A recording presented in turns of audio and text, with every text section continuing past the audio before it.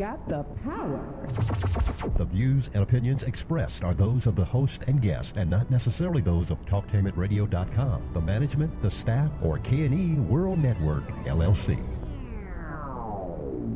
Live call-in talk show. Dial 1-877-932-9766 and join the conversation here on TalkTainmentRadio.com.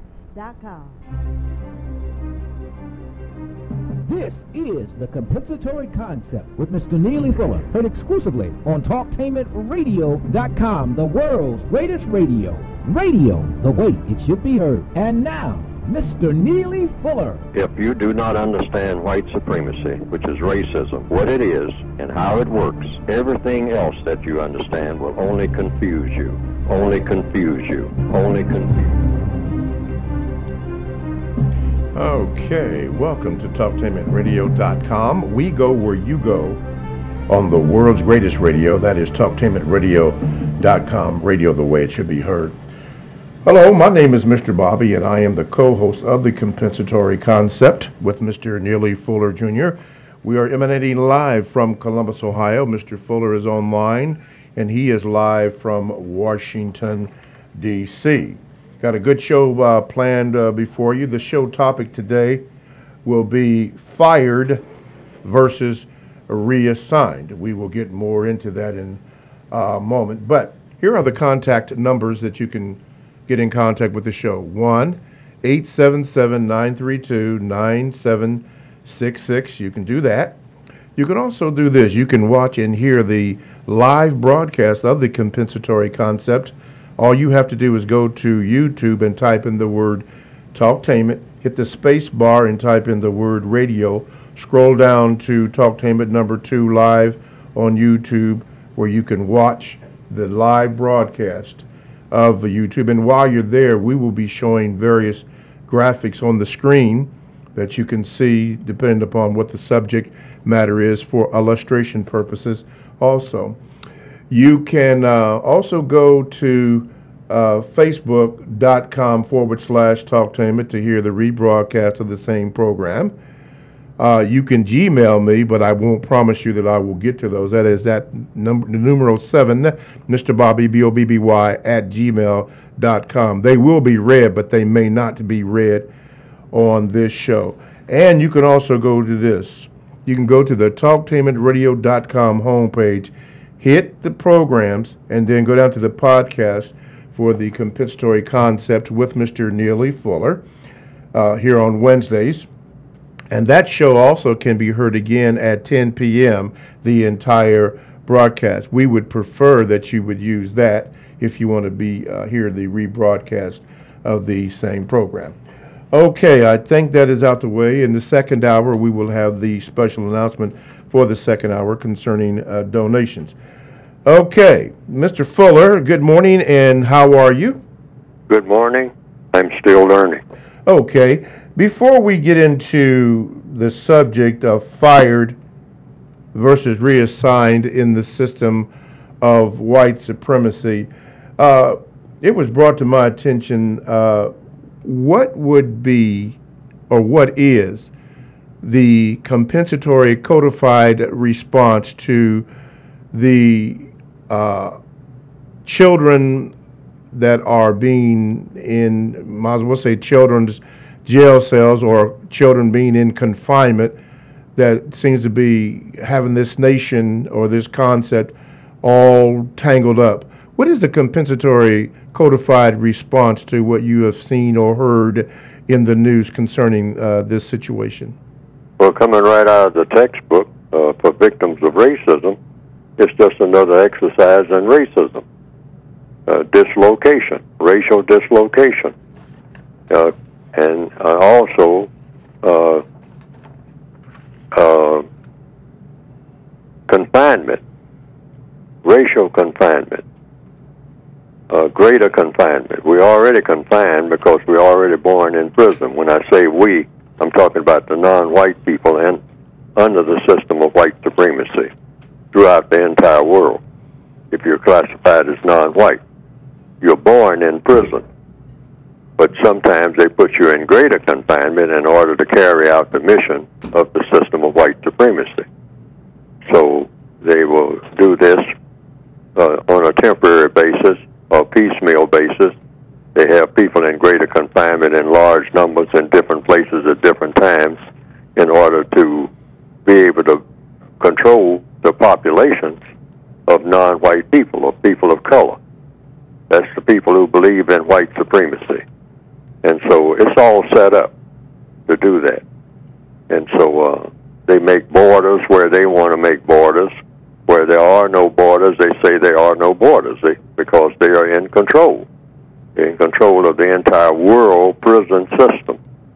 The prison system that's designed to imprison people of color. That's what the system of white supremacy is. And sometimes they put you in greater confinement, and then they put you in a relaxed confinement, but you're still in confinement because you're under the system of racism. If you are a person who is classified as black, brown, red, yellow, tan, beige, any of the what they call the dark colors that distinguishes from white, you are supposed to be under their prison jurisdiction. You're a prisoner of war. War was declared on you a long time ago. So the people who are on the planet now of color have become prisoners of war. They were prisoners of war when they were born. So you're born in prison. So it's just a matter of the prison masters moving you around from place to place within their prison system. Well, go here, go there, take a batch of them here and put them there. And okay, we got a few over here, milling around in the prison yard. Okay, what's their assignment for today? Oh, well, let's have them do this and this and this. And let's send them here and whatnot. Have them chop a little cotton. We got some over here. We got some tin mines over here, so we'll assign a few over there. Okay, what about this bunch standing over here in the prison yard? What do you got assigned for them to do today?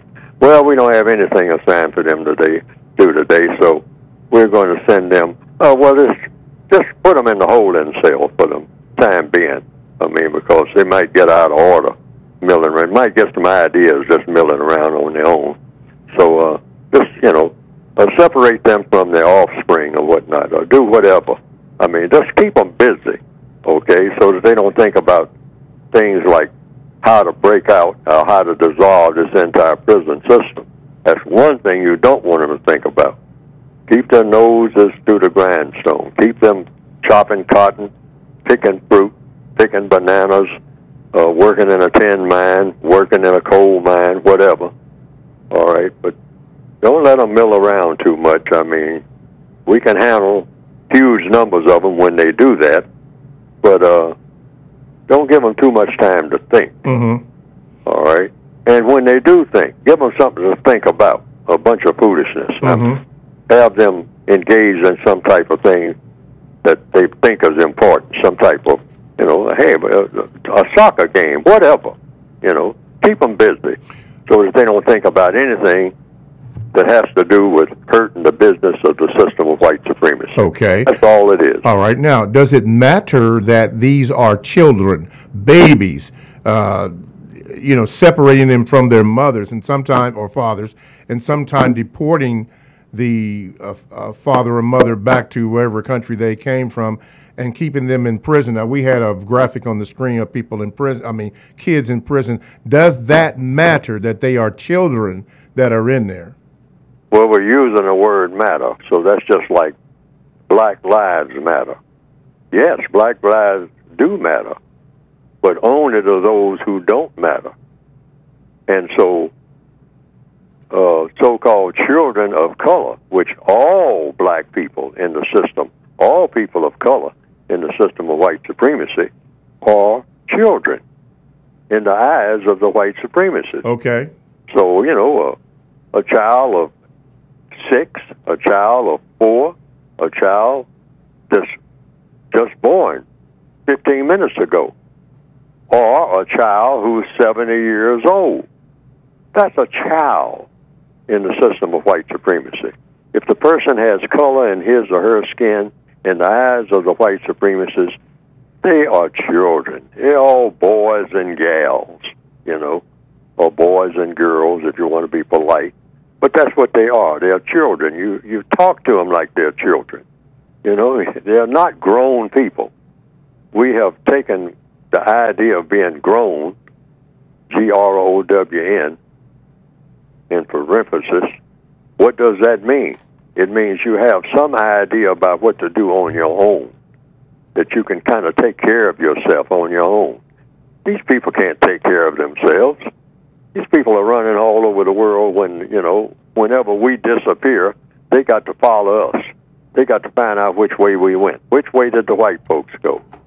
In order for me to be able to have any kind of sanity, because when we all dark-skinned people are all huddled together anywhere on the planet, that means danger. That's all that means. That means waste. Wasted time. Wasted effort. Mm-hmm. That means nobody having any sense about what to do about anything.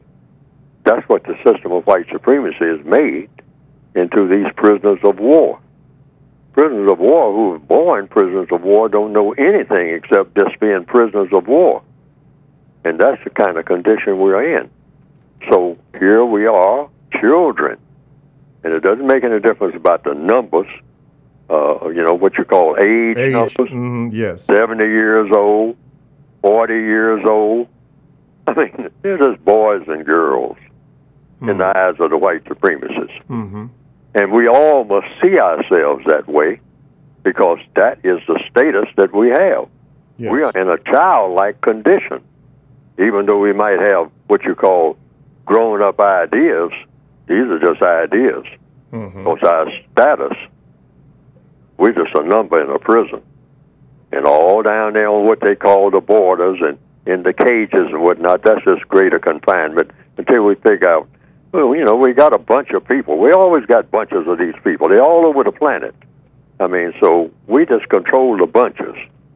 And some of them we control by drugs, keep them drugged up. Yes. Others we control by just confining them to a lettuce field, having them pick lettuce and pick cabbage and whatnot, and looking forward to taking them and what they call their whole families. They really don't have families. They're just prisoners of war. We put them on a truck and take them to the next plantation somewhere. I mean, and then when we get through with them, we send them back across what we call the border. Of course, there are no borders for us. Borders are all for them. Yes, sir. Non-white people have borders. If you're white in the system of white supremacy, you don't have a border. No such thing as a border. Not even in outer space. You don't have borders. You go any place you please. But the non-white people go where they are sent. And right now, in answer to the question, that bunch that they have down there on what you call the border in the holding cell, that's just something that the white supremacists directly and indirectly set up until they figure out, hey, we don't know what to do with this bunch, so just put them on hold for a while. Okay. They don't have any control over anything anyway. We do what we want to do. All righty. Let's take a call. Line 1, you're on with Mr. Fuller. What is your question? I didn't necessarily have a question. I just really wanted to thank Dr. Neely Fuller for all the work that he's done over the years to help black people in particular get a better understanding of the white supremacy structure that dominates, our entire world. And just really wanted to thank him for all the time, effort, and commitment and passion that he's put into this subject over the years. Okay. All righty. Well, we thank you for calling in, and thank you for your comment very much. Okay, Mr. Fuller, let's do this first and get this out the way. TalkTimeAtRadio.com is a 24/7, no-charge, worldwide broadcasting facility with hosts delivering on various topics such as news, lifestyle, sports, law, health, wellness, religion, and politics. Now, here is one that I'm going to share with you briefly. It's called All in the Family with S. Yolanda Robinson. No, this isn't the Archie Bunker type show. This is altogether different. And for more information and how that show works, all you have to do is contact the TalkTameItRadio.com homepage. Then you click on programs and you'll see it right there. Click on it and you'll find out a little bit about S. Yolanda Robinson and what the show is about. Do that, and you'll be glad you did. In fact, all the shows are listed on there. Check them out.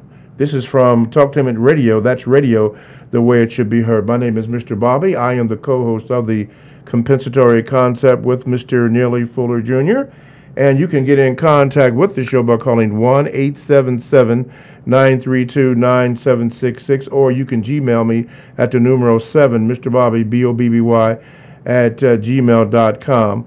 And we will try to get to your emails, Gmails, but I doubt if we will today. There are two more ways, but I have a phone call, so I'm going to hit that phone call. Caller, you are now on with Mr. Fuller. Go ahead with your question. Hi, good morning, Mr. Bobby, Mr. Fuller. Morning, sir. Go ahead, sir. Hi, this is Reggie from Charlotte, North Carolina. Okay, Reggie. Hi, Mr. Fuller.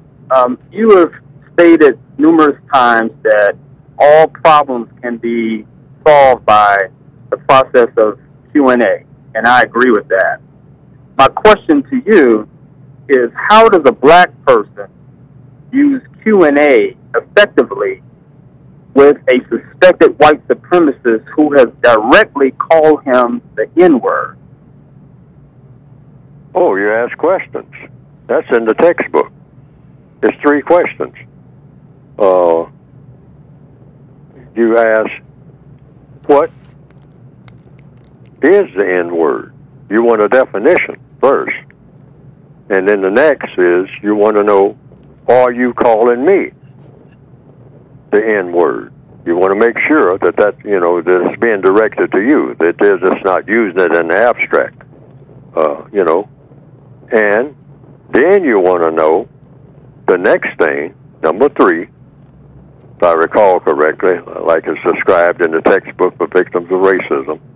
You want to know, all right, now that it's established that I fit the description of the N-word, whatever that's supposed to mean, to the person who is saying it to you. Evidently the person knows what they're saying and why they're saying it. So first thing you want to know is, what is it that you are being called?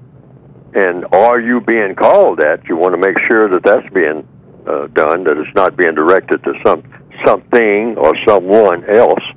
And then the third question, okay, now that it's established that I am what you say that I am, what are you going to do, or what are you supposed to do with, for, about, and or against someone in the form of a person, I guess, who fits the description of the N-word? That's all you want to know. So, start foaming at the mouth and start screaming and yelling. I mean, you called me a name, and, and start crying and running down the hall. I mean, turning flips and whatnot. And somebody got to do something about this. No, just be calm and try to decipher what is going on and what's going to happen as a result. See, you're just looking for the results. That's all. Black people have got to, get in mind all the time. If you get ready to rob a bank, what's going to be the result? Are you going to be able to rob banks forever and get away with it? I mean, you're going to carjack somebody?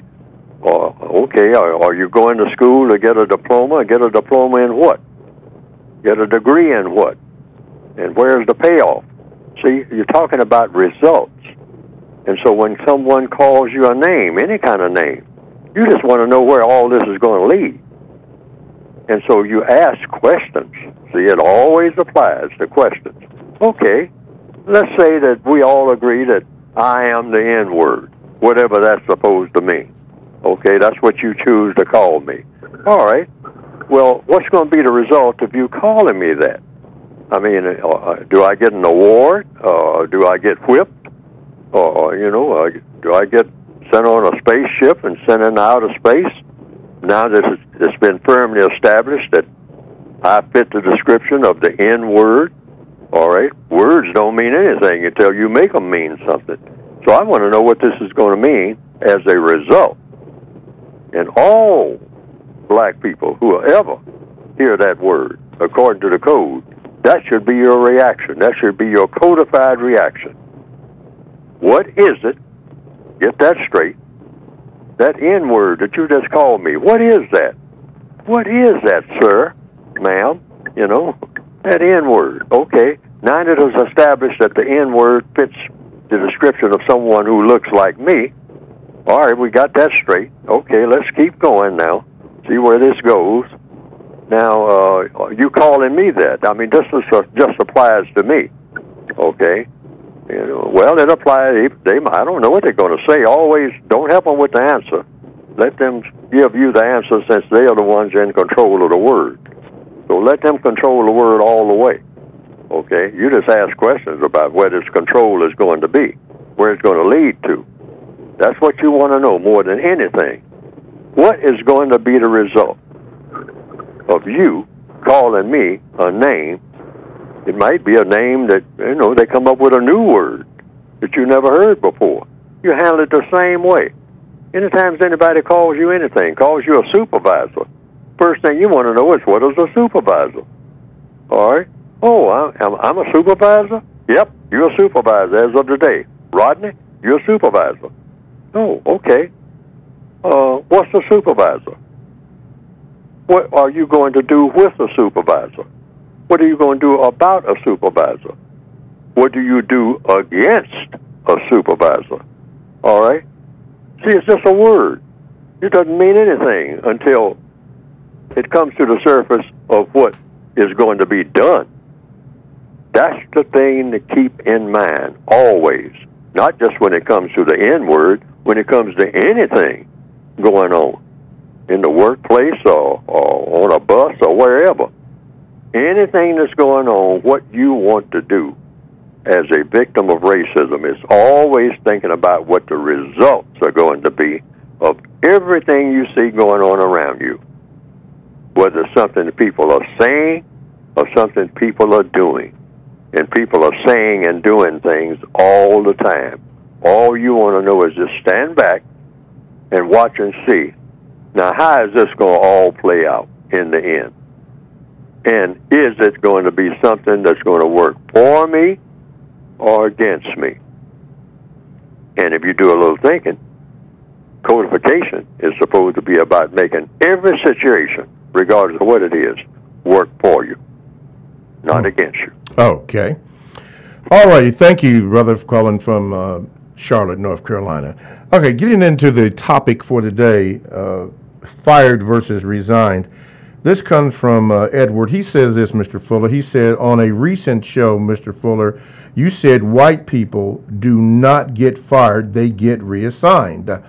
I found that comment interesting, but I did not want to assume I knew what you meant per code.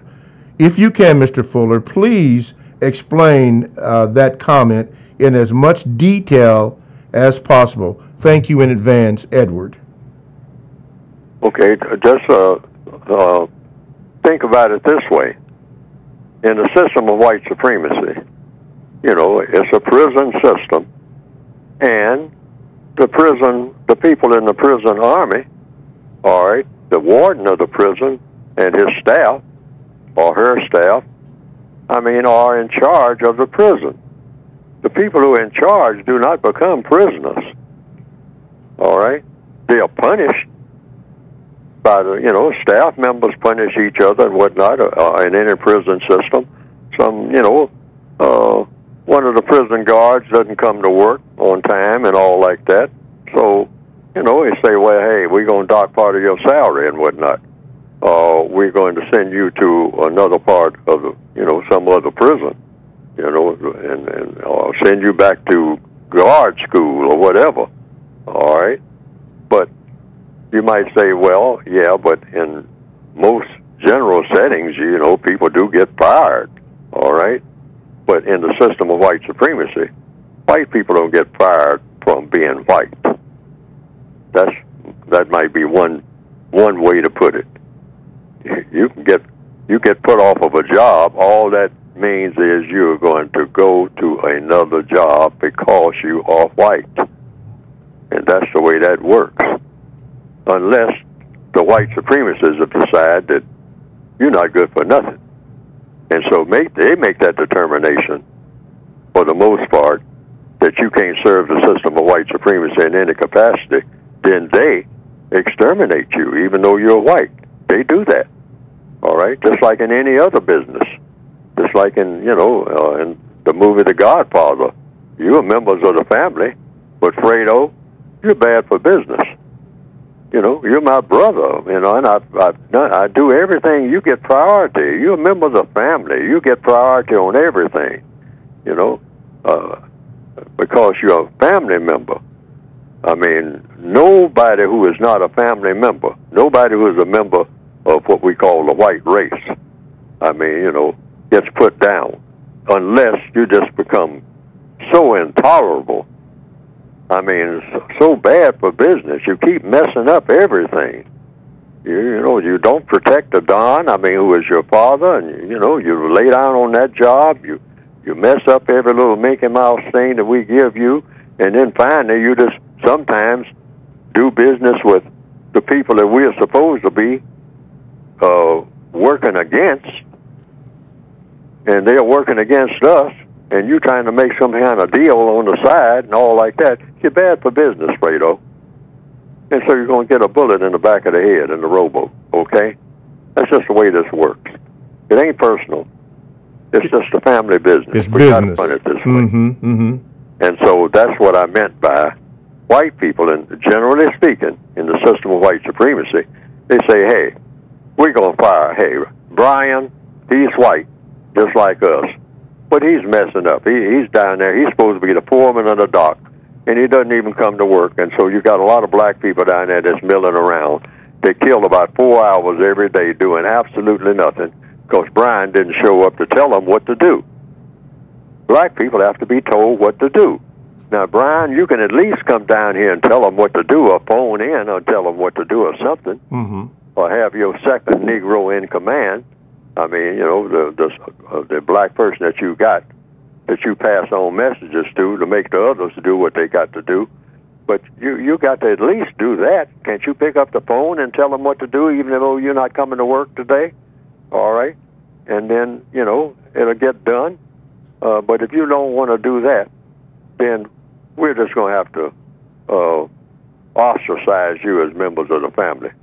In fact, we hate to do it, but you just might wind up on a park bench. Now, but the average white person who is fired off a job does not wind up on a park bench. True. He doesn't wind up getting put out of that neighborhood. All right? They usually chastise him to the extent he falls back in line, or she does. All right? But you are not ostracized from being what? White. You're still a member of the royal family. Because that's what being white in the system of white supremacy means. You're members of the royal family. And you're punished, but you're not actually ostracized for good. I mean, they may kick you to the curb for a little while, but they'll bring you back in at a certain time. Because they'll say, after all, I mean, we got to have the numbers for one thing. Okay? And you are white. Yes. And that means something. In a system of white supremacy, being white means something. I mean, you're not treated like black trash, because all blackness is trash. Even when they're well-educated, it's all trash. That's a bunch of garbage. Wow. Wow. Okay, let's do this. TalkTameItRadio.com. We go where you go. Check us out on 94.1 WGRN. Podcasts are available. All you have to do is download the TalkTameItRadio.com app to your cell or to your tablet. That's radio the way it should be heard. Stay right there. We have a caller, and then we have a Gmail, and we're going to talk about the Sting and what music or what lesson can be learned from that. All that and more coming up next on TalkTameItRadio.com.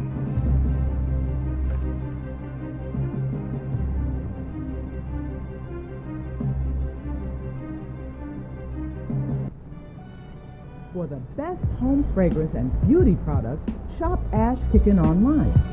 That's ASHKICKIN. Made with 100% natural quality ingredients and handcrafted with your family in mind, Ash Kickin products are better than those other guys. Ash Kickin candles, incense, body butter, face moisturizer, and hair moisturizer are priced just right, and you can get yours at 10% off with coupon code TALK17. Support this 100% black-owned business and get your home and body smelling and feeling all right. That's ASHKICKIN. Shop Ash Kickin online at www.ashkickin.com. Are you ready for a high school that allows you to work at a place that is right for you? Are you ready to earn a certification in healthcare, business, or manufacturing while achieving your high school diploma? Then you are ready for Life Skills High School, a free public school option for high school students 16 to 21 years old. Learn more about your free high school educational options at lifeskillshs.org or call them at 1-800-888-7992. Life Skills High School, education that fits your life. If you or someone you know is abusing drugs and or alcohol and want to stop the abuse, contact APDS at 1409 East Livingston Avenue. Office hours are 9 a.m. to 8 p.m. daily and 9 a.m. to 3 p.m. on Saturdays. APDS is certified by the Ohio Department of Mental Health and Addiction Services and primarily funded through the Adam H. Board. Fees are based on your income and always accepted. For more information, call 614-253-4448. This is Al Edmondson, owner of a Cutter Brother Rest Barbershop. I'm calling on all barbers and beauticians. It's time for us to unite as one. We can serve our communities better together. Join the Ohio Black Barber Beauty Network. For more information, visit www.obbn.org or call 614-427-3226 to get more information. Be the change that you want to see in your community. Join our network. Live call-in talk show. Dial 1-877-932-9766 and join the conversation here on TalkTimitRadio.com. I think I'm entitled. You want answers. I want the truth. You can't handle the truth. Go ahead. Make my day. You got the power.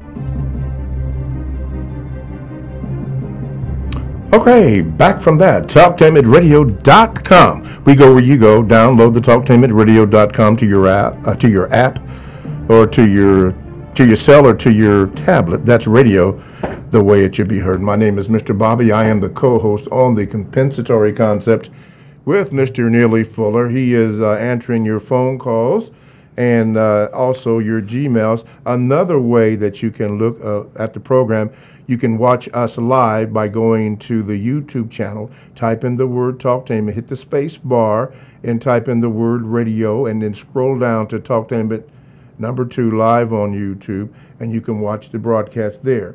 If you elect that, hit the subscribe and the like button, and you can also go to facebook.com/Talktainment. You can hear the entire program, but we would prefer that you do this.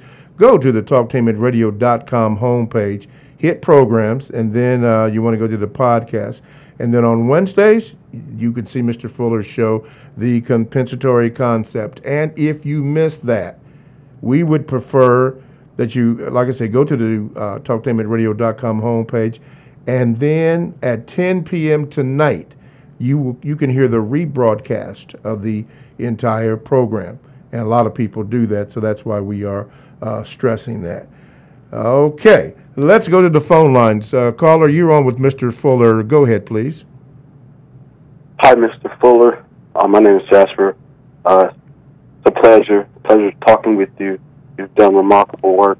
I'm finding a lot of salvation in the words that you speak and the words that you publish. My question is in regards to non-white person relationships within our race. So if I'm dating a black woman and as a black man, sometimes you might find that the women might be violent. They become more masculine nowadays due to, I guess, the white supremacy. And now you have them actually try to, forcefully try to fight you for issues that that may come about. And I know in the past you've spoken about how women, if you as a man, you shouldn't hit a woman. But what should a man do when a woman hits him or she becomes violent in a relationship? What is the resolution, if any, for that type of situation? That's pretty much it, and I pleasure to talk with you. Okay, thank you for your call. Mr. Fuller?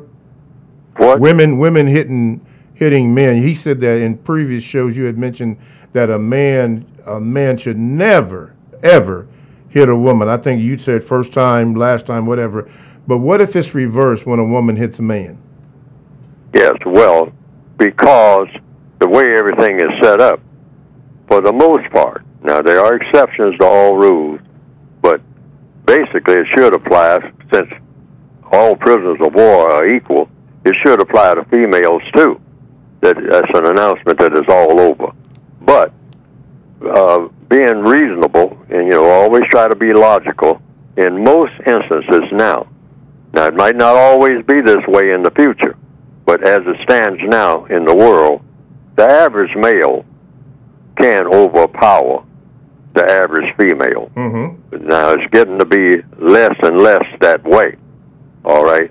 But usually the female considers herself as being subordinate to the male in certain subtle ways, okay? I mean, the male approaches the female and asks for her hand in so-called marriage, all right, rather than the female. I mean, there's a lot of little nuances here in most societies. I mean, the female doesn't come and ask the male, I'd like to have your hand in marriage, and I'm going to bring you a ring, and I'm going to bring you flowers. I'm going to court you, all right? I'm going to bring you chocolates, and I'm going to ask you for a date, okay?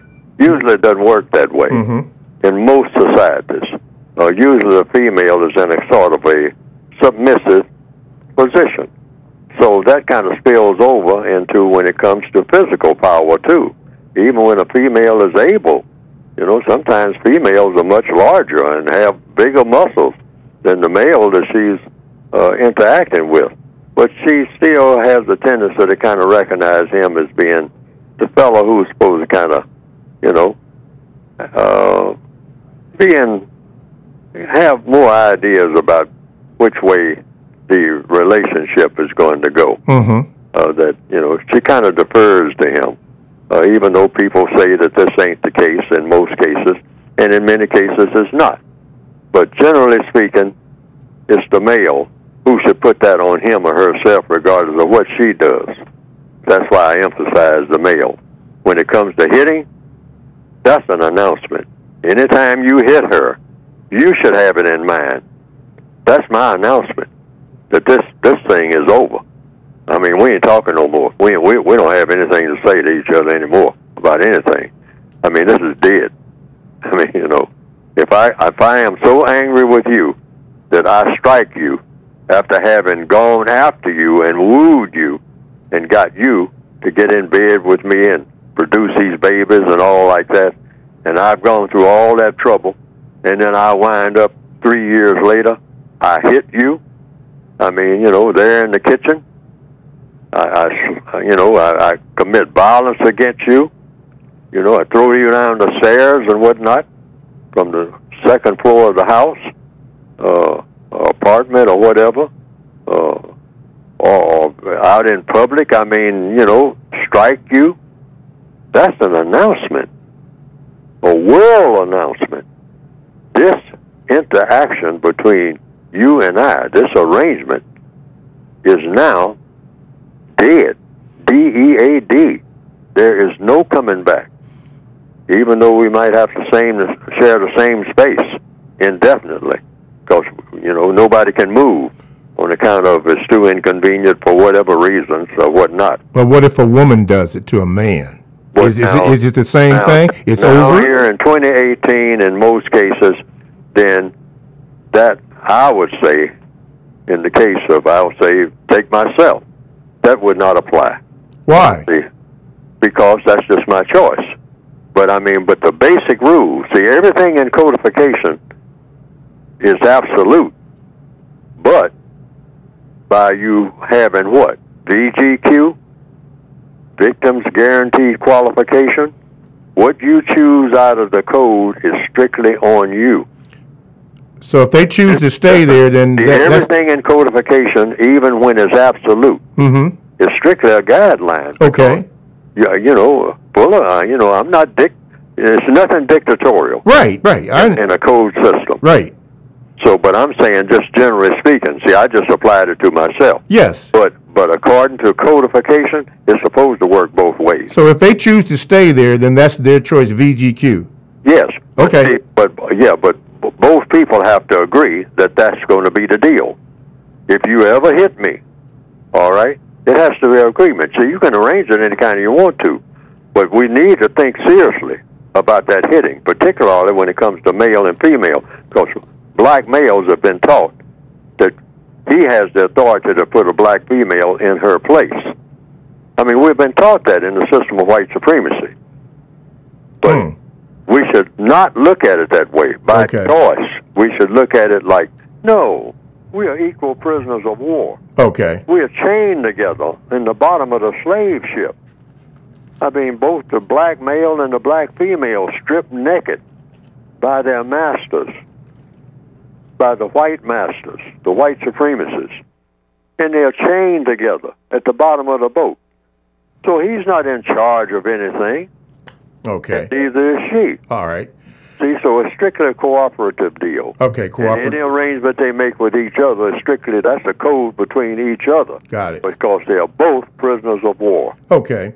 Now, concerning the comment that you made earlier before we had to break, bad for business, I noticed in the movie The Sting, starring Robert Redford and Paul Newman, the character Lonigan, I forgot who was, played by Robert Shaw, there was an incident where there was a robbery of some numbers in Chicago. So his name was Lonigan, being from 5 Points, New York, a gangster situation, said that that robbery was, quote, bad for business, his business of number running. So what he did was he had some people in Chicago get on it so that they could stamp that out. In other words, kill Robert Redford and Paul Newman. But the people in Chicago were not successful in getting to them. So he called his main enforcer, that enforcer's name was Solano, and put Solano on the job to kill Redford and Paul Newman's character. And Solano, it didn't matter, turned out to be a woman who was tasked to put an end to that because that robbery was bad for business. He pointed out that there was a guy on the golf course, and he said that if that guy knew that his business was being robbed, that guy would soon attack him. So I understand what you mean when you mentioned the term, it's bad for business, even if you are in the family. It's bad for business when you do stuff like that. That made sense. That's why I often point out The Godfather, which is a well-known movie. Yes, sir. Godfather 1 and 2, as having all the lessons of white supremacy right in those two movies. Mm-hmm. Godfather 1, Godfather 2, because they show how the white supremacist structure is made. It's a gangster operation. Yes, sir. And so it operates on gangster principles worldwide, based on color, all right? But the way the mechanics works is the exact same way. They have a hierarchy, but everything is designed to feed off of the non-white people, which literally what was being done in the movie The Godfather. And that came out in Godfather 1 when they had that meeting of all of the families, and they said, we're going into how do the mobs, our families, our crime families, make our income. Our income comes from the colors up in Harlem. Yes. That's where our income comes from. And so our numbers is not going too well right now. It's not enough. We're not making enough money to take care of everybody who is in the mob families. So we're going to have to do what now? We're going to have to make some adjustments. We're going to have to get another product other than gambling and prostitution and that type of thing. We're going to have to go into what? The drug business. The drug business, yes. And they actually did that. I mean, not just in a movie, but system of white supremacy actually did that. They're still in that, in the drug business. But just like Don Corleone said in Godfather 1, he said, yeah, the drug business is all right since those black people are being the drug business. We'll use them as animals. They're nothing but animals anyway. I'll go along with that. But he says, but it's something about that drug business is a little different.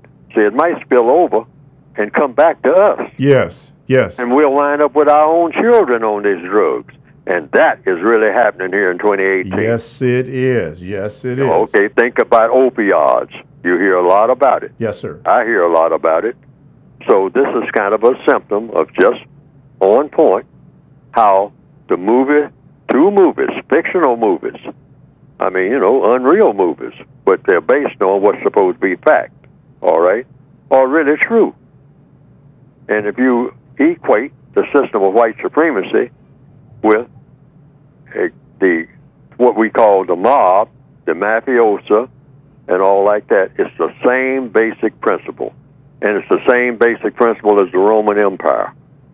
And the system of white supremacy operates on the same principles. If you understand how big-time, sophisticated gangster organization operates, then you understand how the system of white supremacy operates, because it's the exact same formula.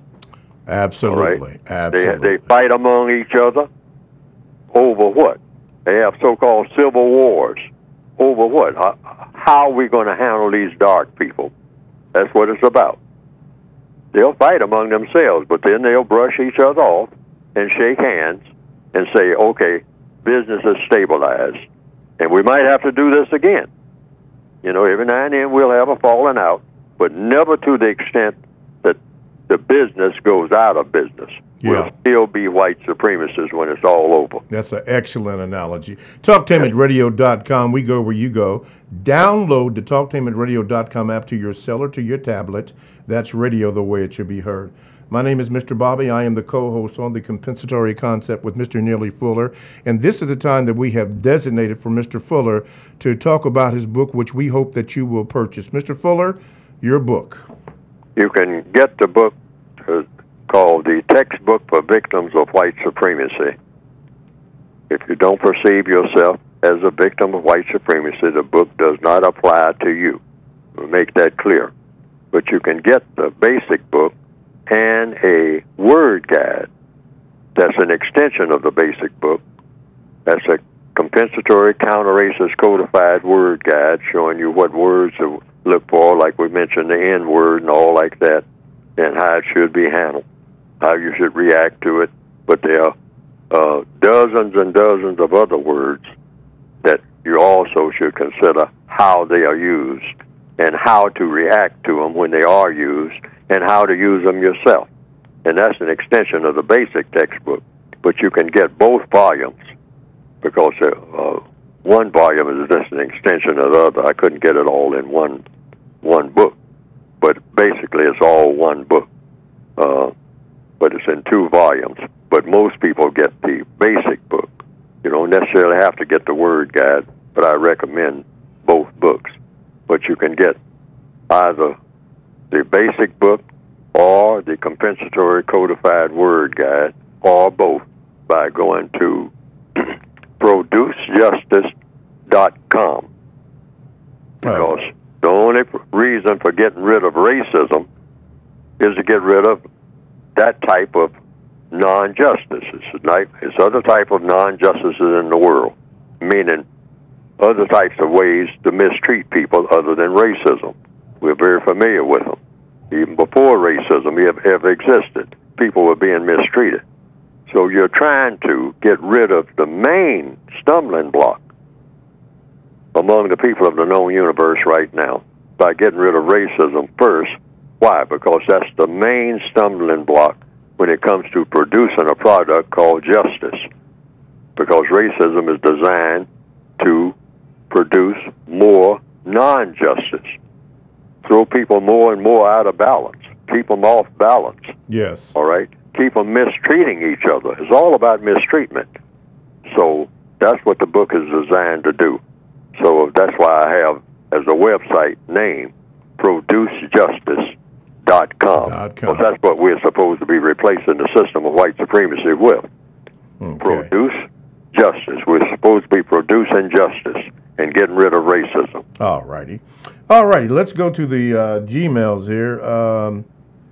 This comes from Roop Dog. He says, Mr. Fuller, is there a difference between a name caller, as in someone who uses derogatory names other than the name the individual wants to be used to address them to demean an individual, and a suspected racist white supremacist? B, do all suspected white supremacists resort to name calling of the victim of racism, which is white supremacy? Well, in answer to the last question, first, no, different white supremacists are very skilled, very adaptable, the most sophisticated ones. They know the white code. So they say, okay, here comes the black guy who, works down on the dock and whatnot, and he likes hip-hop. So I'll learn a little bit about hip-hop, and so that way I can talk to him a little bit about him. He'll be relaxed and whatnot, and then I can talk to him about other things that I want him to do that'll fit me, okay? So they'll do that. See, the white supremacists, they are masters of psychology. I mean, they're the best psychologists in the world. They know how the mind works. They know how to make a black person laugh. They know how to make them cry. They know how to make them sad. They know how to do all of this. Why? Because they spend full time studying us. All right? We don't spend any time studying them. We spend full time studying us. Yeah. That's why we don't really learn anything about the world that we are, the real world, and who runs it that we are in. Because we spend all our time watching each other. One slave at the bottom of the ship watching the other slave at the bottom of the ship. Now, how much are you going to learn from that? Except how to have contempt for people who are enslaved, which is what we do. And that's why we go at each other every chance we get. Yes, sir. All right. We're down at the bottom of the ship hitting each other with our chains. Okay. We're chained now to the ship, the slave ship. That hasn't changed. So we spend our time doing what? Fighting each other in the bottom of the ship.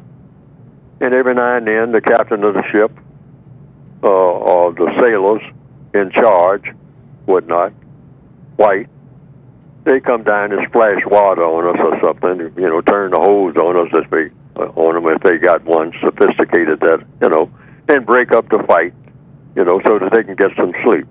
Because that's all it is. They don't care about us. I mean, just break up the fight so we can get some sleep. You're disturbing us. You dark people, you slaves and whatnot. The captain has to get his rest. The captain can't put up with all that noise that you sometimes make. They don't mind you fighting each other as long as you don't kill each other, because we got to use you. Okay? We'll let a few of you die. I mean, that goes with the trade. That's part of the business. But that's basically what it's all about. Oh, okay. Then he goes on to say, Mr. Fuller, when a victim of racism resorts to name calling, does this mean they are unconsciously supporting the system of racism? And if so, how? And then when confronted by a name caller, should victims of racism apply the following? Sticks and stones will break my bones, but words will never hurt me. Of course, when confronted by a stick or stone, one should protect himself. Well, if I understand that question, no, you be the master of words. You don't let any word master you. A word is just a word. Words don't even mean anything until they have a definition. That's what gives the N-word so much power. It doesn't have a definition. And if you don't believe it, you just ask the person, like I said earlier in this program. Ask the person who calls you that, what is one? Now, it's supposed to be a derogatory term, but Here's where the key is to the power of that word. No dictionary tells you why it's derogatory. That's where the secret of that magic comes from. Any word that doesn't have a concise definition is extremely powerful. Wow. Why? Because if you use a word and nobody really can pinpoint exactly what it means and what it doesn't mean, all right? It's not just what it means, it's what it doesn't mean. Doesn't mean, yeah. Right. See, words have definitions, but you can use any word. You can make up a word right now and not give it a definition and go around applying it to different situations or different things or different people, and you can cause all kinds of havoc, all right, with a word that does not have a definition. Why? Because you have control of the word. You have absolute control over a word that you invented and did not give a definition to. And you can go around and apply that word to things, you can apply it to people, you can apply it to animals, and you can cause all kinds of chaos. Because why? The people who take the word seriously, without knowing what the word is supposed to mean, exactly, and here again, without knowing what the word doesn't mean, all right? See, people don't even think about that. What is it, all the things that the word, the N-word, do not mean? Yes. Can you make a list of the things that this word does not apply to? Yeah. All right? No, the word has no boundaries. Why? Because it has no definition. And any word that doesn't have a definition has power. All right? I can call you something and laugh. And if you don't know what I'm calling you, I can drive you crazy. And I get other people to laugh when I use the word, but I apply it to you. I just apply it to nobody but you. This word fits you, but I don't give it a definition. I never tell you what it means or what it doesn't mean. But anytime I use it, you start feeling bad. And I start using it and get other people to use it, and they use it toward you. And you start feeling worse. Next thing you know, you're crazy. You have been driven absolutely insane.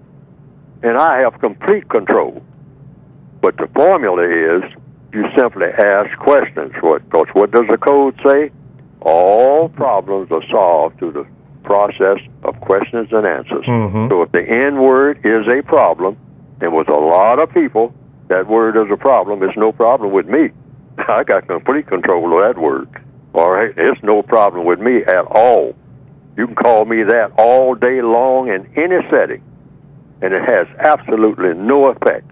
Because of what? Because I understand what the white supremacists are doing with it. So when those guys... Only thing between me and somebody else is that I have that understanding that the word has a meaning, and the meaning is supposed to be derogatory when it's used toward me, but they don't say why. Okay. All right? So that's the key. If you understand that, the word loses its power immediately. I mean, like you've been worried about the word forever, you can drop it right this minute simply by that formula. By that formula. I mean, it's gone. It's gone forever. Nobody can ever touch you with that word. I don't care what they do. I don't care how many white people sit around all day long and write it on the walls. You can look at it, and it won't mean anything. Why? Because you chose to think that it doesn't mean anything. That's just a choice. That's just a choice. So when those guys... That's a choice by you. You make that choice. They know that. Okay. You know, you're the one running around in circles crying. Got I came to my desk today, and they had a big N word scrawled on my desk. Got to leave it there, Mr. Full. I didn't mean to cut you up, but got to leave it there. Right. TalkTameRadio.com, the world's greatest radio, radio the way it should be heard. Thank you for the pleasure of your time, and stay tuned for the second hour.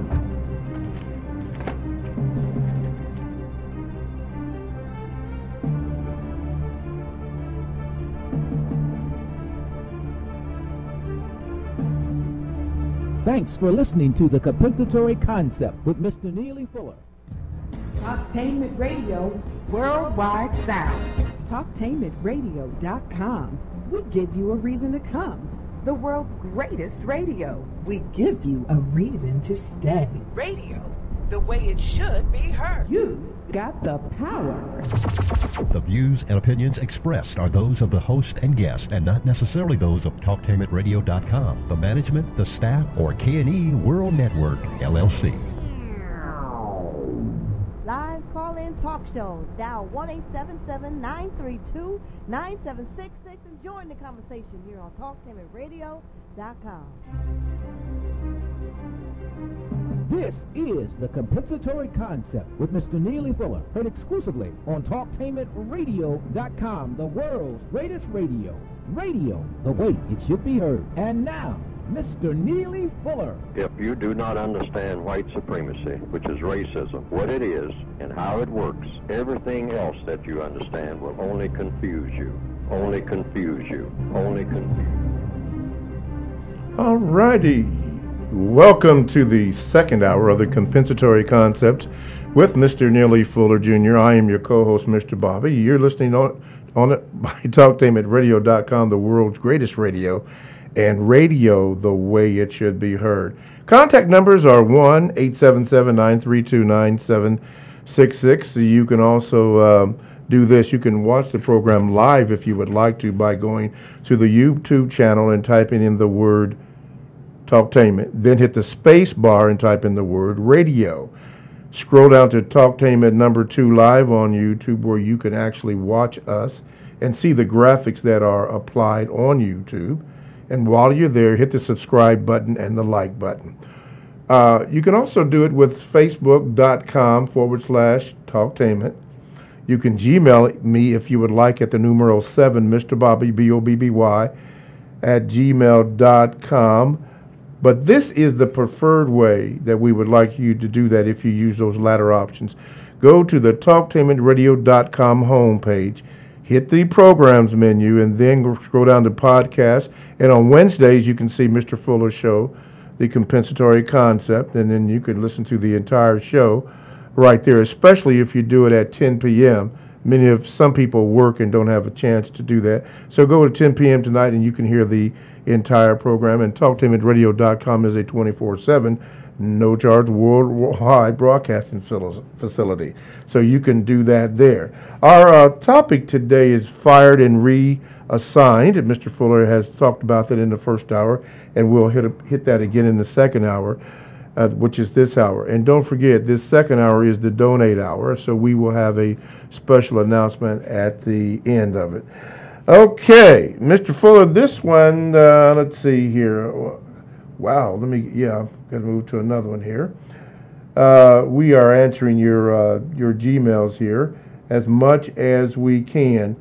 Let's go to, that's a long one, so, okay. This comes from, let's see, who is this?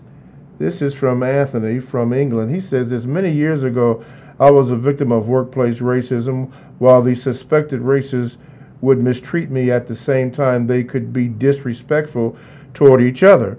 Or if a suspected racist mistreated me at the work, then another suspected racist would pretend to be on my side against the suspected racist whom had carried out the mistreatment. However, when I decided to take that company to court concerning my mistreatment, the usual suspects, including those whom had pretended to be on my side, all teamed up against me and made false accusations.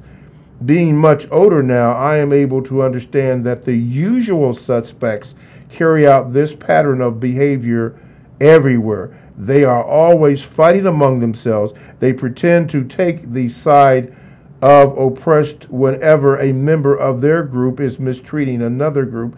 But if that mistreated group decides to stand up for itself like I did and fight back, then the usual suspects come together as a unified army and shut down the mistreated group.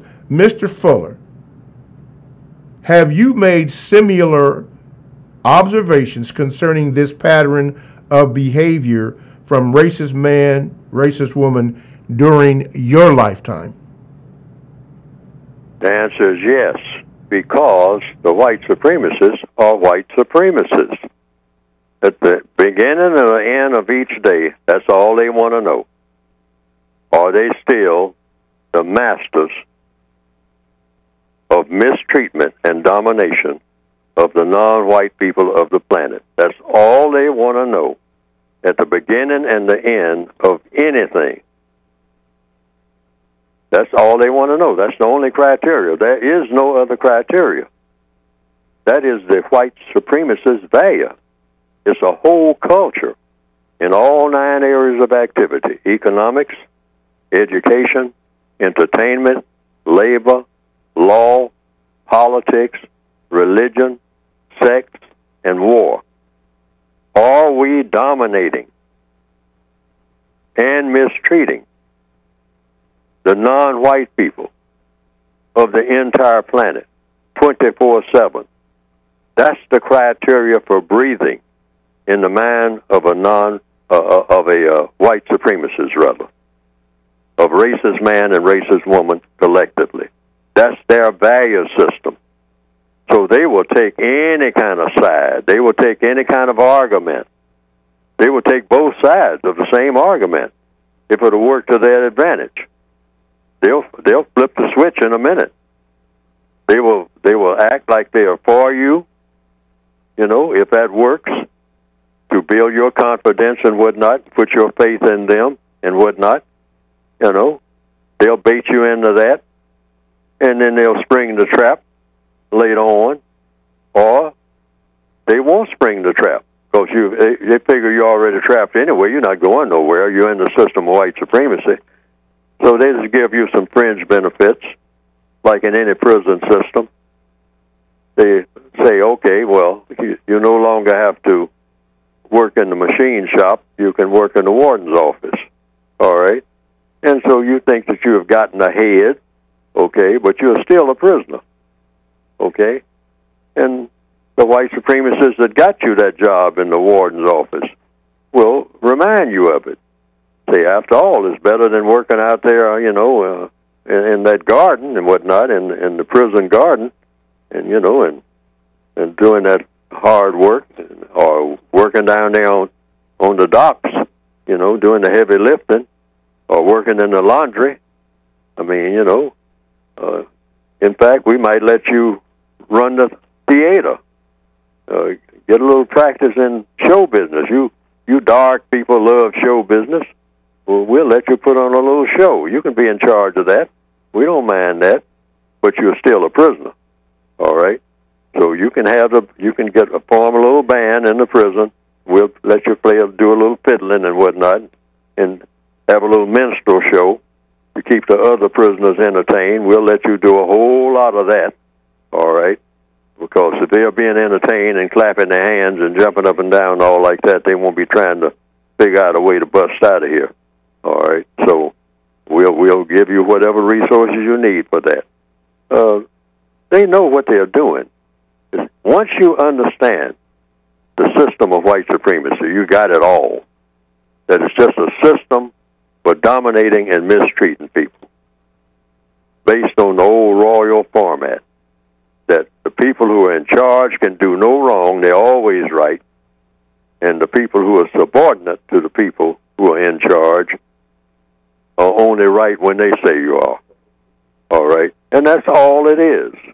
It's nothing else. And it's not personal. See, black people have been trained to think that everything is personal. They don't like me.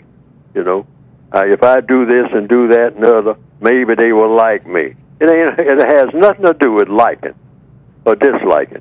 It has to do with loyalty to the system. And every white supremacist understands that. Wow. Okay. Hey, listen, for those that are replaying it, you can actually go to the TalkTameRadio.com homepage and listen live right now as the show is going on. So you might want to do that. Okay. Here's a question from Aaron, way down in the so-called French Guiana. He asked this, Mr. Fuller. He says, I myself have been through the system of education and have not directly benefited from my university educational studies. Many non-white students will have accumulated a student loan debt at the end of their courses, which they will have to repay regardless if they are financially stable. In the system of races, is it safe to say education in the modern sense was not designed to benefit non-whites? The answer is yes. If I'm running a prison system and I have a prison library, I don't want those prisoners to learn anything in that library that's going to keep them from being prisoners. All right? And I got a prison system and I want to keep my prison system running. Now, if I'm trying to abolish the prison, then I would do that. But if I'm not trying to abolish the prison, that's just to keep them entertained, keep them busy. All right? And they learn more and more about less and less. And so that's what that's really all about. Mm-hmm. The white supremacists don't want to ever teach their victims enough that their victims figure out a way not to be victims. So keep that in mind. Now, what does that mean on a practical sense? Yes. Stop learning? No. But you make the entire universe your university, because that's what you're in. But they want to confine what you learn and put it in little narrow boxes so that they can fit you into the boxes that they have already got set up for you. Mainly, eventually, greater confinement, what we call a prison cell, and the next optional box, which is why they even get us to worship these boxes, and that is a box called a coffin. Now, you see black people filing into a church, most times a church, or sometimes another religious institution. All over the world, you'll see huge throngs of dark-skinned people doing what? Raising that box called a casket. I mean, somebody that they thought a lot of is in that box, all right? That's when they come together in some type of harmony more than any other time. Rest of the time, they are going at each other, fixing it up so that more people will be in more of those boxes. But, sometimes people you haven't seen in years and years and years, you'll see them at what? A funeral. All right? So the white supremacists teach black people, sometimes when we act like we have a little bit of sense, we have more sense at a funeral than at anything else. Any other time, there's a lot of hostility and whatnot, but everybody's all, shaking hands and being humane and wishing each other well when somebody is what? Dead. Dead, yeah. All right? Mm-hmm. And that's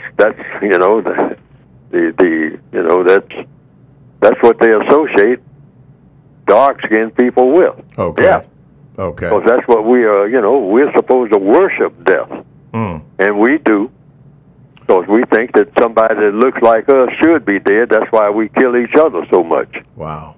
All right. All righty. Let's go to the phone lines here. Line number 1. Go ahead. You're on with Mr. Fuller. Go ahead with your question.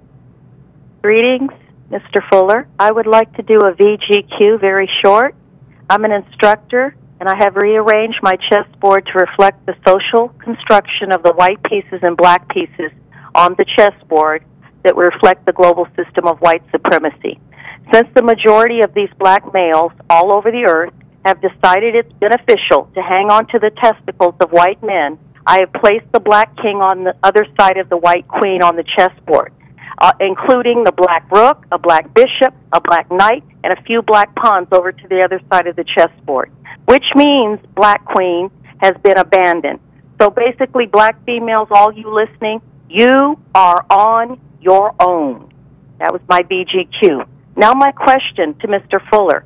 Since we've had the recent suicides of 2 people, Tim Berlinger, a real popular artist, had success and fame, kill himself. We've had Anthony Bourdain, who was an American celebrity chef, hang himself. Mr. Fuller, could you explain, under the global system of white supremacy, what makes these white males who have it all get out of here? Okay. Mr. Fuller? Well, one thing, when you set up a system where you decide what having it all means, okay? The white supremacists set the value systems up for people all over the world. You know, you wear a suit and a tie, you're a businessman, all right? And, you know, and you can do business because they say this is the business suit. So even people who don't particularly care for the system of white supremacy, who are people of color, they say, well, hey, if you're going to do business, if you're going to be taken seriously, and the only way you can be taken seriously is that you wear a suit, whatever that means. What is a suit? And a tie. And what is a tie for? It's something you put, a piece of cloth that you put around your neck that kind of hangs down from your neck. And what is that all about? Well, you got to have it if you're going to be taken seriously. Okay, according to whom? According to the white supremacists. I'm not sitting down and talking to you and you come in there, I mean, with your pants down and your shoes unlaced and your hair all over going in different directions and whatnot, and you talking about you're a creature to be taken seriously.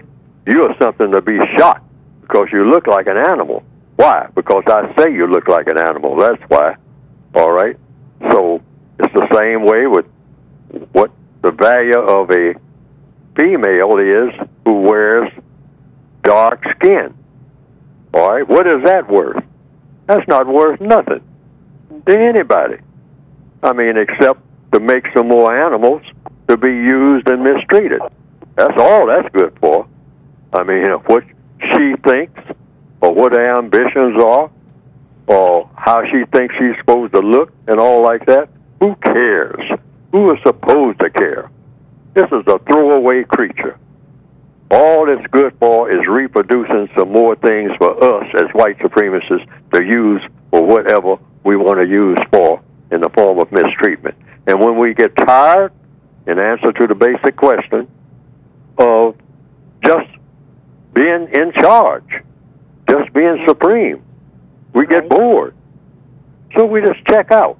We kill ourselves. Because we ain't got nothing else to do no way. I mean, you know, we know more than anybody. We can go any place at any time. Nobody stops us from doing anything. And so after we've eaten all the food and traveled here and traveled there, and we've told people that you come in and buy this little bag and you'll be somebody. Why? Why, if I buy this bag, I'll be somebody? Because I said so with your dumb self. You do what I say. What I say is valuable is valuable. And I got a little bag here with my name on it, and that's valuable. And you should work for 50 years to try to get one of these bags. And then you can take it down and show it to your other dumb black people, all right? And they'll kill you for it. And that's a part of my business, too. And I'll put my name on the side of some shoes that I make, and I'll get you killed for that. Because that's what I train you all to do, to worship whatever I give you and tell you that it's worth something, and you'll kill each other for it. And that's a part of my plan. But every now and then, I get tired of the whole thing. I mean, I do so much of it, I get sick of myself. So I just check out. So what? I mean, you know, because, hey, you know, because I can. I'm a master. So if I decide that I don't want to breathe no more, I just stop breathing. So what? You know, because I like death anyway. I like to see dead things. Mostly dead things in the form of black bodies. I like to see them dead.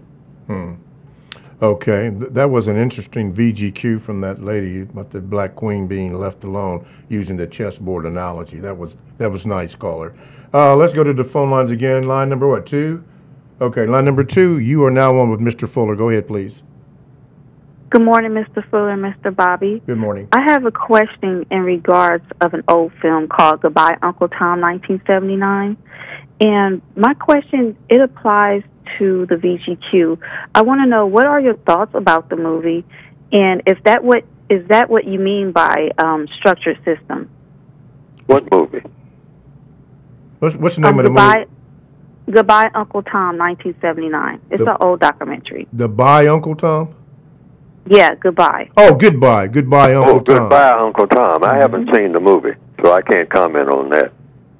Oh, okay. I just figured you would. That's maybe a documentary that you would want to look into. It's probably pretty old. So. Right. And It's a structured number of around, movies I would like to see. slavery system. Say that again? It's a really old documentary, and it's pretty detailed and graphic about, like, the slavery system and how everything was about. And then at the end, there is like a rebellious act on the African American part of, like, basically getting revenge. Okay. But it's too detailed, and you will have to see it to understand what Okay. Goodbye, Uncle Tom is the name of it. Goodbye, Uncle Tom. Yes. Okay. Well, yeah, if you Goodbye, recommend Uncle Tom, 1979. Okay. Yes, if you recommend that, then I want everybody to hear that. Find this Goodbye, Uncle Tom, and see it. I'll probably get it, when I get around to look at the list of movies that I have to see that I haven't seen, including a lot of the ones that are highly touted. I haven't seen most of them. Oh, okay. So, but Goodbye, Uncle Tom, I will add that to the list of movies that I have to see. Yeah, we have to put that down. Okay, continuing on, Aaron from Spain, he says this, Mr. Fuller, from my observations, I have drawn the conclusion that the black man perhaps is the most despised group on this planet. With that being said, Mr. Fuller, how would you suggest that these individuals deal with possible mental health issues, examples, depression, in a constructive manner? And in your lifetime, Mr. Fuller, have you been depressed? And if so, how did your state of mind act in a constructive manner? Well, we are in an insane system, all right? A system of white supremacy is a system of insanity, mass insanity, dominating and mistreating people based on color, or dominating and mistreating people for any reason is a form of insanity. I mean, so the system of white supremacy is the most powerful system of government and the most powerful religion ever invented in the minds of people, and it's designed to mistreat people, so you have mass insanity. Nobody can be made sane in this system, white or non-white. It's impossible to be sane in this system. So you just take for granted we're all insane. So it's just a matter of trying to get rid of what causes the insanity. And so you have to get rid of the system of white supremacy in order to do that. Yes. And replace it with a system of justice. So even in our insane condition, the first order of business, the first step toward not being insane is what, according to logic? Is to recognize that you're insane. See, if you know that you're crazy, you're taking the first step toward not being crazy. All right? So we're all crazy. You have to understand that. Anytime you try to make sense out of what's going on around you and what your entire existence is all about, if you're trying to make sense out of it, you are getting crazier and crazier because there's no sense to make out of it. All right? Not in this system of racism that we're in. That's right. You cannot make sense out of it. And once you understand white supremacy, what it is, and how it works, that's the beginning of coming out of your insane condition. Otherwise, you'll just keep getting crazier and crazier and doing crazy things and looking forward to doing even crazier things. Mm-hmm. Right, because we're trained that way. That's a good analogy. How about this one? This comes from Nas. He says, Mr. Fuller, are you planning on writing a memoir? I think it would be very constructive if you be able to write a memoir or autobiography of your years under the system. Well, no, I don't plan to do that at all. And this is the reason. It's not that much to say, and even if I went through everything to be said, I probably wouldn't tell the truth, because it's impossible for me to know how I think or how I evolve. That's not possible. Autobiographies, and all of them, are not accurate. They're not truthful. And biographies certainly are not. You just get bits and pieces of a person. You know, do I know, what effect some scrambled eggs that I had for breakfast 70 years ago had on my thinking for that day? No. But if I was going to write an autobiography, I would have to know that. I don't even remember what day that I did have scrambled eggs every time, all right? Or what effect that had on my performance that day, or what my performance was that day, or what I thought about on any given day 70 years ago, or 60 years ago, or when I was in elementary school. What prompted me to hold up my hand to answer a question? That would have to be in my autobiography. So, how can anybody write an entire history of him or herself or of anything? That's why all history, as written, is faulty. It's riddled with faults. It's riddled with inaccuracies. Because sometimes, I will say in many cases, things did not really happen the way that people remember that they happened. People, yes, I mean, people have to really take that seriously. Mm-hmm. There are people who write things down and they say, this is how this happened. I was there. I saw it. I saw it exactly how it happened, minute by minute. I'll never forget it.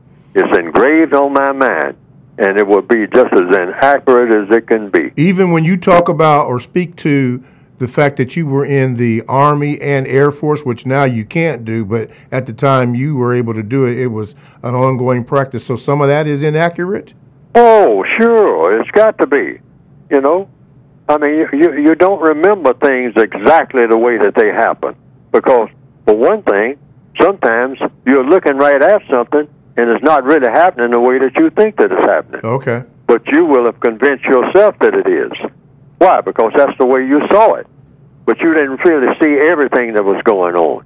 It's like an incomplete picture, because all pictures are incomplete. Wow. There's no picture shows everything. Yeah, that's one of the first things you learn in photography, I guess. I mean, they'll say, hey, when I took this picture, I thought that I had such and such and such in there, but I missed that. But it was a moment frozen in time that you took the photograph. That moment. Yes, but what you didn't, but you thought that you had something in the photograph that you didn't have in there at the time that you took it. And then you forgot, all right, that other element, that other house in the distance was there. But it's not in your picture. So when you saw the picture develop, you had completely forgotten that house that was over to the left side, because it's no longer in the picture. It was never in the picture. See what I mean? Yes, sir. In the photograph that you took, that picture, that house on the left side of that road was out of the picture. And your memory does not recall that there was a house on the left side. But there will be somebody who will come along 80 years later and say, there used to be a house on the left side of this road. All right? And if they see that picture, they say, yeah, that's a picture. Yeah.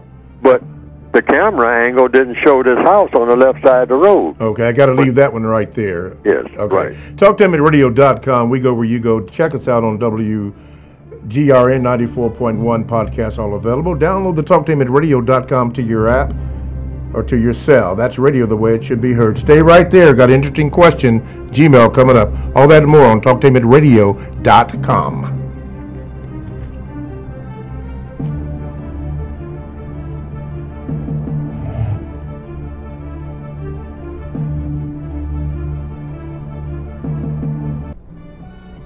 For the best home fragrance and beauty products, shop Ash Kickin' online.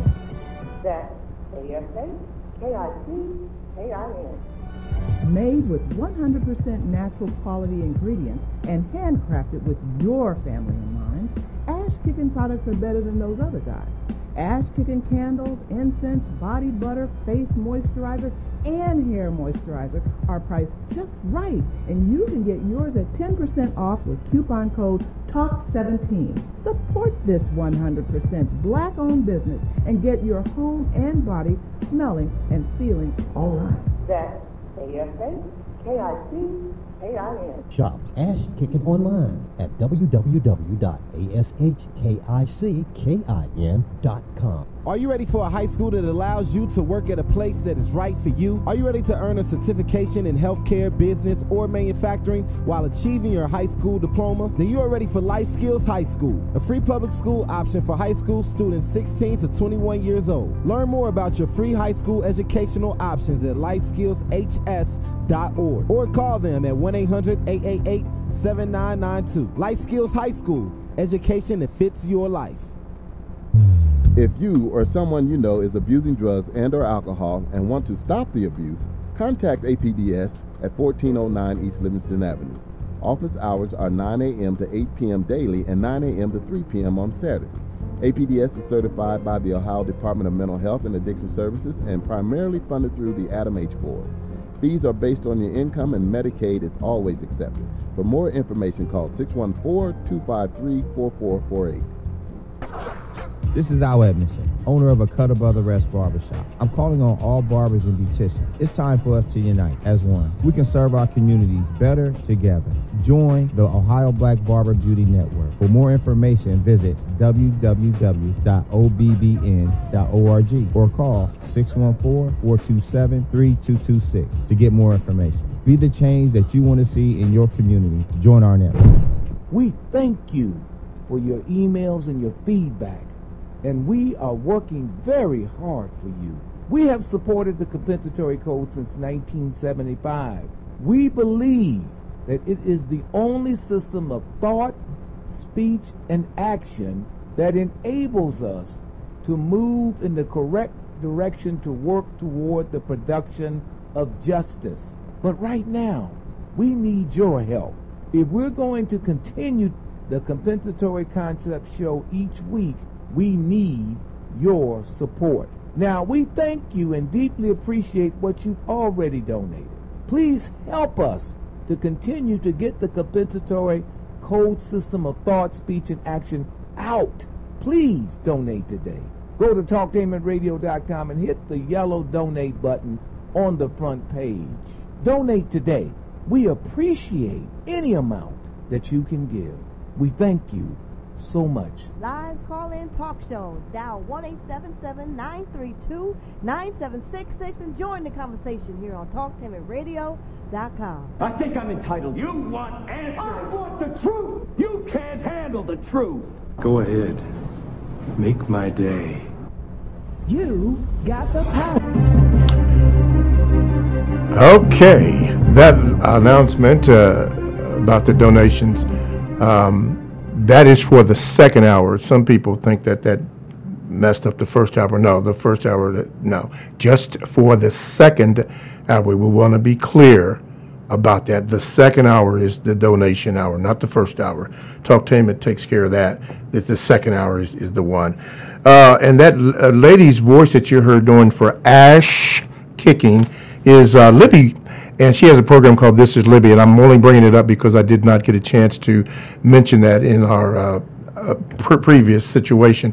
But This is Libby, a program that you can access by going to the TalkTainmentRadio.com homepage, click on programs, and find This is Libby, a very good program that you want to invest in. Okay, we are speaking on today's topic, which is fired and versus being reassigned in the system of white supremacy. We are taking your phone calls, 1-877-932-9766.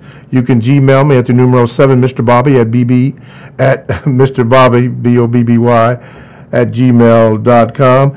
Listen, you can also hear the program and listen live by going to the TalkTainmentRadio.com homepage, hit programs, and then this cast, the Compensatory Concept with Mr. Fuller on Wednesdays, and also this show can be replayed at 10 p.m. and you can listen live right now by going to the talktainmentradio.com homepage, also facebook.com/Talktainment. You're all there. I think those are all the ways. Okay, this comes, this is a question from the Gmails. It says, from Race Rules, it says, if the devil always does everything backwards, Mr. Fuller, or in reverse, then doesn't white supremacy really mean white inferiority? Racists hate themselves and then project or externalize it onto people of color, but whites refuse to admit they have an inferiority complex. So how can this be resolved? It can be resolved simply by getting rid of the system of white supremacy and replacing it with a system of justice, and give the definition of justice as being 2 parts, guaranteeing that no person is mistreated, part 1. Part 2, guaranteeing that the person that needs help the most gets the most constructive help. That's each and every day, everywhere on the planet, everywhere in the known universe where there are people, guarantee that no person is mistreated, and guarantee that the person that needs help the most gets the most constructive help. Constructive help in doing what? In doing everything that's constructive in every area of activity. Economics, education, entertainment, making your entertainment all constructive. Look at the entertainment and ask that question. Is this constructive entertainment? Does it have a constructive effect on the way that people think, speak, and act toward each other? Does it or doesn't it? Otherwise, maybe we need to examine this so-called entertainment if it doesn't have a constructive effect. And in the other areas of activity, labor, is this constructive work? Everybody's working, but is it constructive work? Does it produce a constructive result? Law. We have court systems. We have, police systems and whatnot. Legal systems of all types. Rules and regulations. Are they constructive? Do they produce constructive results? Do they guarantee that nobody's mistreated? Do they guarantee that people that need help get the most constructive help in the field of law, politics, religion, sex? Sex is very important. Religion is very important. Does everybody get the help that they need sexually in the most constructive manner that produces the most constructive results when it comes to sexual interaction between people? Religion, is it anything non-constructive about this religion that you are part of or thinking about being a part of or you heard about? If it's constructive how? Does it allow mistreatment of people? Does it or doesn't it? It either does or it doesn't, because that's not justice. Does this religion believe in justice? All right. Does it believe in helping people who need help the most?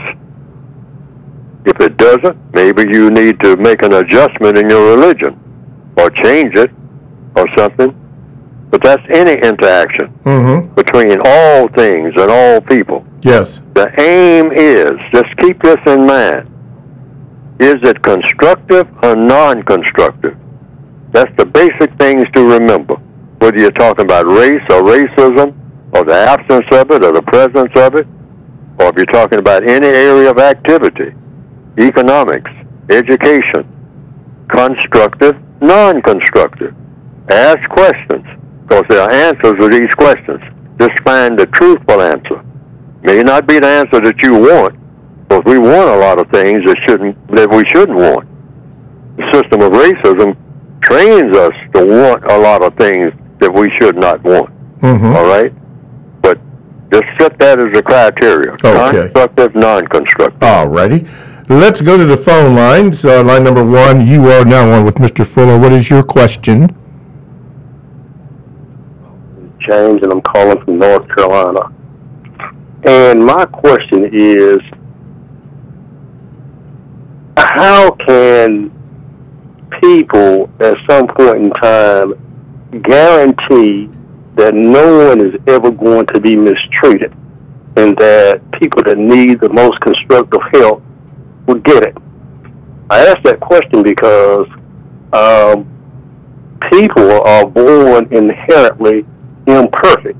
So what kind of system or method could be put in place to make that type of thing work? Mr. Fuller, go ahead, please.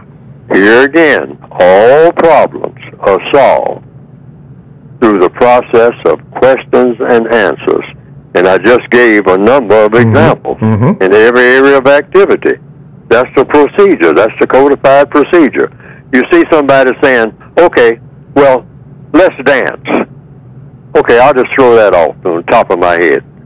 Somebody says, let's dance. D-A-N-C-E. Okay. So you say, what is dancing? So people start showing you. They start making body movements and whatnot. All right. So you say, okay. Now, one thing. It's just one. Is this constructive or non-constructive? And if a person says, dancing is constructive. Okay. So you don't criticize it. You don't jump right in and start making remarks about it. You just keep asking questions. Why? Because it's been proven. If it's a problem, or if you're going to label it as not being a problem, meaning it's either going to be constructive or non-constructive, all you have to do is just keep asking questions. Now, you say dancing is constructive. Okay. This, what dancing is constructive? What is a dance? What is dancing for? Okay? Start off with that question. All problems are solved through the process of questions and answers. Addressing the very questions you ask. People are imperfect. You better believe they are. But how do you get there if there is such a thing as perfection? Well, we can find out if there is such a thing as perfection by just asking questions about everything that people do. And if somebody says, and I just threw that out there, not making a judgment one way or another, just saying, are there certain dances that are constructive? And what's constructive about the dances that are constructive? And how are they constructive? What is the result of it being constructive? See, always look for the results. That's how you can tell. That's the only test that you can put anything to. What is the result? Is robbing a bank constructive? That's a legitimate question. All questions are legitimate. Is robbing a bank constructive? Constructive for whom? Constructive how? Does it involve mistreatment of people? Is mistreatment of people constructive? Are there times when you're supposed to mistreat people? What arrangements do you make to guarantee that people are not mistreated? Just be able to, and the only way you can tell is by cause and effect. Just try it and see where it goes. See if anybody gets mistreated. Whatever it is, whether it's dancing or robbing a bank. Try it and see if anybody winds up being mistreated as a result of the dance, or if someone is improved as a result of the dance. If you don't know what bank robbery is, hey, look at what has happened as a result of people robbing banks or robbing anybody. Does anybody get mistreated? Does anybody get hurt? Is anybody harmed? Or are people helped? Who is helped? And here's another thing. Problem solving is all about solving problems with what? Without making any. See, sometimes you can solve one problem, but you made 5 other problems in the process. That's not supposed to happen. The whole thing is about cause and effect. Cause and effect. That's all you have to do is measure to get where logic tells us we need to go. All right? Logic is in the universe, and logic is all about cause and effect. And it doesn't make any difference what you're doing. You don't have to get excited about that. Whether it's name calling, you just say, okay, what's the effect of the name calling? All right? Is it constructive or non-constructive? And if it's constructive, how? How is it constructive? When I was in the Army, I mean, you know, there are sergeants that said the way we do things, the Army way, is the constructive way. Constructive in order to do what? In order to get you fired up to kill people, that's what. Well, kill what people? For what reason? Is that constructive or non-constructive? Well, it depends on who's killing who for what reason. All righty. All right? And then let them tell you. Let them tell see, you. like the key to doing it all is ask enough questions. There's no such thing as too many questions. Okay. We have to do this here. Mr. Fuller, this is the time. Well, let me do this. TalkToHimAtRadio.com. We go where you go. Download the TalkToHimAtRadio.com app to your cell or to your tablet. That's radio the way it should be heard. My name is Mr. Bobby. I am the co-host on the Compensatory Concept with Mr. Neely Fuller Jr. And right now, we take space for Mr. Fuller to advertise his book. Mr. Fuller, go ahead, please. Oh, you can get the basic book and the extension to the basic book called the Compensatory Codified Word Guide. The basic book is called the Compensatory Counter-Racist Code, but you can get one or both volumes by going to producejustice.com. Producejustice.com. And the book is tailored to the individual victim of racism in the form of mostly addressing, first of all, what the problem is, what racism is, and it's identified as being white supremacy. That's the only form of racism. There is no other form of racism except white supremacy. Functionally, maybe in theory there are other forms, but the only form that really counts is in the form of white supremacy.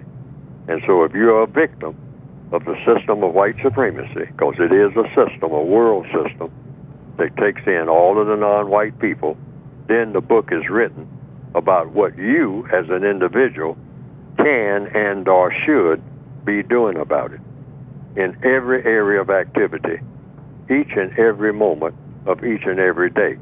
A list of suggestions, you might say, after first telling you what's going on in the opinion of the author, which in this case is me. But I'm supposed to be following logic. So don't follow Neely Fuller as you read the book, if you get the book. Follow logic.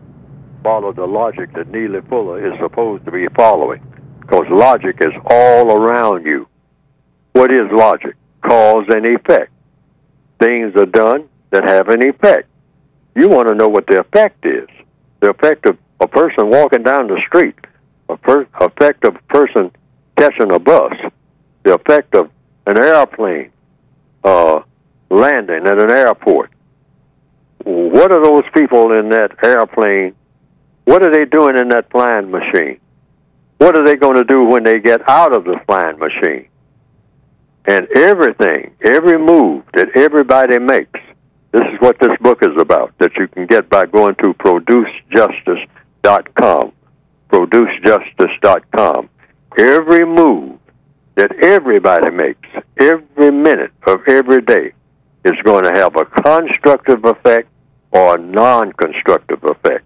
And that's what this book is supposed to be about. It's supposed to be helping the victims of racism evolve into universal man and universal woman, and that is creatures who every move that they make, that these creatures make, that we're supposed to be evolving into, coming out of racism, is always going to produce a constructive effect, starting with the logo that is the website for getting the book, Producing Justice.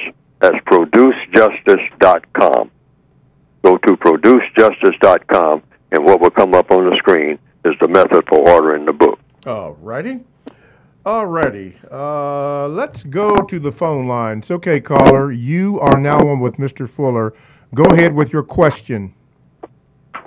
How you doing, Mr. Bobby, Mr. Fuller? This is Brother Muko from Baltimore. Yes, sir. We hold compensatory constructive action discussions every Saturday at St. Louis Drive, right across the street from Lake Clifton at the Dome. We will be there at 11 o'clock this Saturday. Anybody want to come out, come on out. My question for Mr. Fuller today is, Mr. Fuller, can you clear up for my care unit in Baltimore the importance of the victims of racism, white supremacy, saying what it is that they're what it is that they're being victimized by, instead of not saying it at all? Oh, you're saying that you're a victim of racism, which is white supremacy, in all 9 areas of activity. You make that statement. I mean, if you perceive yourself as being a victim, so you have to know what you're talking about. And it's important to say that you're that. Like someone asked me earlier in the program about writing my memoir. Well, my memoir, memoir means what you remember that's most important about your existence. I always say the most important thing that I remember about my existence is that I'm a prisoner of war. I spent my entire existence being a prisoner of the system of white supremacy. I've never known a moment when I wasn't that. So if I'm going to have a memory, the most important thing in my memory would be the most important thing that happened to me. And that's the most important thing that ever happened to me, was that I was born in a system that is just as rotten as it can be. And so if I tell my life story, that's all it consists of.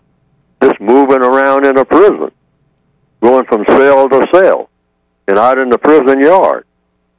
And that system of white supremacy is the prison system. It's designed to mistreat people, dominate and mistreat people who are classified as non-white. And I was classified as non-white before I was born, because my progenitor, the person I call my mother, was classified as non-white. So she was carrying a non-white child, all right, to join her in a world where she was a child and had been a child before she was born and never stopped being a child. Because in the system of white supremacy, if you have color in your skin, you are a child, and you remain that as long as you're in the system of white supremacy, because they insist that you act like a child and think like a child and never become a grown person, meaning someone who is able to function to maximum capacity. What do we mean by grown? We mean that you can function on your own to the extent that a person can function on his or her own without any support system at all. All right? Children are dependent. So we are all children. Does that include the white supremacists? Yes. They are dependent, but they don't have a support system called the system of white supremacy.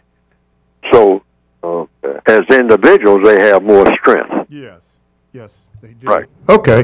Brother Muko, I'll tell you what, I need to call you off air about a situation in Baltimore that you would have knowledge of concerning Freddie Gray and the Baltimore police. So I'm going to call you off air. Is that okay with you? Absolutely. I wanted to actually get on your show and talk about that. Okay. Yeah, we'll do that. Thank you very much for your call. I'll call you off air. Okay. Okay. All right. Let's see here. Mr. Fuller, I have an article here. I'm not going to read it, but it's concerning the introduction of Stop and Frisk 2.0. It is the racist policing practice targeting people of color in New York City. Have you heard anything about this? I haven't heard anything about it. What is Okay. it? The New York City police have reportedly replaced their unconstitutional stop and frisk practice with another one rooted in racial bias. Predictive policing focused on law enforcement protocol to identify areas of criminal activity before crimes are committed has made way for a gang database and surveillance program targeting people of color that has been referred to as stop and frisk. I guess they have cameras. Well, I'm looking at this right now. They have cameras in projected areas that are high crime and are stopping and frisking people before a crime is committed. This is a practice that is going on. And you say you haven't heard anything about this? I haven't heard anything about it, but I will say what the code says about anything. We need fundamentals. That's what codification is for. The fundamental is what? When you're approached by anyone who is supposed to be a law enforcer, all right? Doesn't make any difference what type of law enforcer, but they are assigned to what you might call, in the system of racism, directly, indirectly, regardless of intent, the person has the title of being a law enforcer. You respond to that person always according to the code, regardless of how, what words they use, what laws are changed and all like that, what procedures, come up, what all the nuances and all like that. Yeah. For the victim of racism, and I am one, it's three things. Don't fuss, don't fight, and don't flee. Period. You're a prisoner of war. Act like it, because that's what you are. Okay. You're a person of color. All right. You're a prisoner of war. That's your label. You're already a prisoner. It's not like you're going to be taken prisoner. Right. You're already in a prison. Okay, quickly before we go off the air. All right. This is concerning, somebody had a question about, I think it was week before last program, have you read the code? He said there was a caller who identified himself as a police officer. This individual said he's trying to eliminate injustice and replace it with justice. However, the object of the code is to develop the process of replacing the system of white supremacy with the system of justice. Balance between people. There is a reason to believe that the best language for any people to teach, learn, and use is the language that does the most to guarantee that no person is mistreated and guarantee that the person who needs the most constructive help gets it. The police officer said he created a comic book to assist with eliminating injustice. My question to this, Mr. Fuller, would be this, and many other police officers, why don't you help to identify the race soldiers posing as police officers? Don't tell us there's a few bad apples here. Help remove the bad apples. Mr. Fuller, what say you?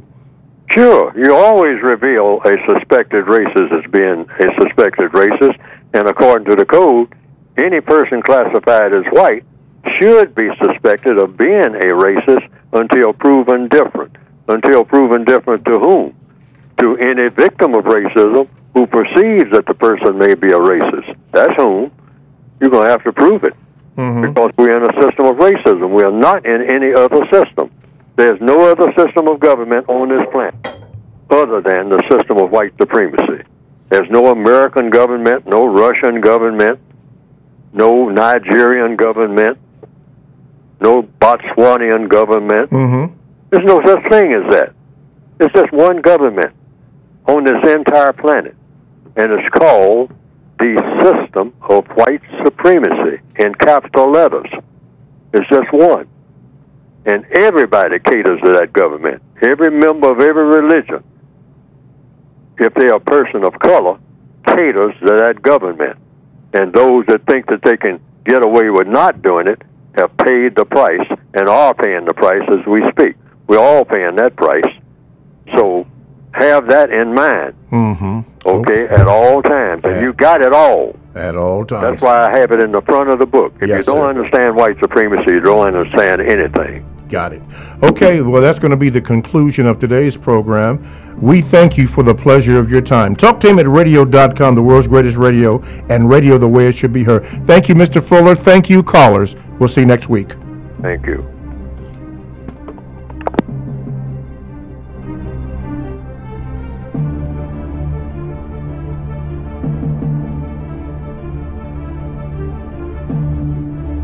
Thanks for listening to the Compensatory Concept with Mr. Neely Fuller, heard exclusively on TalkTainment Radio.